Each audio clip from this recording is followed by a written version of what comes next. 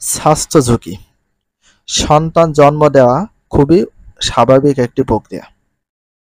তাহলে একটি খুবই স্বাভাবিক প্রক্রিয়া বলা হয় কোনটাকে? সন্তান জন্ম দেওয়া খুবই একটা স্বাভাবিক প্রক্রিয়া। এটা হবেই দেবে, কমন বিষয়। তাই পরিণত বয়সে গর্ভধারণ করলে মানসিক ও শারীরিক জটিলতা তেমন একটা দেখা যায় না। তাহলে গর্ভধারণ করা উচিত হচ্ছে কি আমাদের পরিণত বয়সে। তাহলে এখানে কোনো মানসিক শারীরিক কোনো সমস্যা দেখা দেবে না। এ সময় যেসব শারীরিক পরিবর্তন দেখা দেয়, ডাক্তার পরামর্শ অনুযায়ী সেগুলো নিয়মিত পর্যবেক্ষণ করা হলে দুর্ভাবনারও কিছু থাকে না এবং একটি সুস্থ শিশু জন্ম নেয়। অপরিণত বয়সে একটি মেয়ের মা হওয়ার মতো মানসিক পরিপক্কতা কিংবা শারীরিক প্রস্তুতি বা পূর্ণতা থাকে না অল্প বয়সে। তাহলে অপরিণত বয়সে কি কি সময় হয়? একটি মেয়ের মা হওয়ার মতো মানসিক পরিপক্কতা কিংবা শারীরিক প্রস্তুতি বা পূর্ণতা থাকে না কোন বয়সে? অপরিপূর্ণ বয়সে। এই জন্য পরিপূর্ণ বয়সে ম্যারেজ দিলে বা ম্যারেজ আগে হয়ে গেছে ডাজেন্ট ম্যাটার, বাট তার সাথে গর্ভধারণটা পরবর্তীতে বা পরিপূর্ণ বয়সে করা উচিত।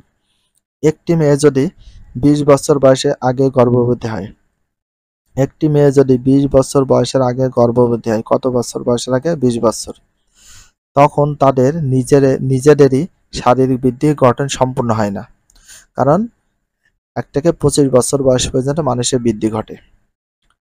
তারা নানা ধরনের শারীরিক সমস্যা হতে পারে। এছাড়াও অপরিণত বয়সে একটি মেয়ের সন্তান ধারণ এবং সন্তান জন্ম নেওয়া সম্পর্কে ঠিক ধারণা থাকে না।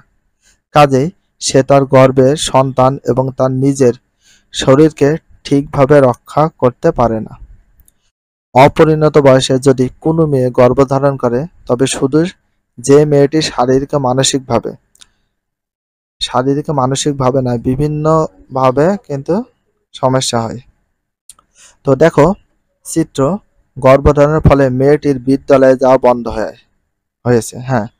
গর্ভধারণের ফলে স্বাভাবিক কাজকর্ম করা খুব কষ্টকর হয়।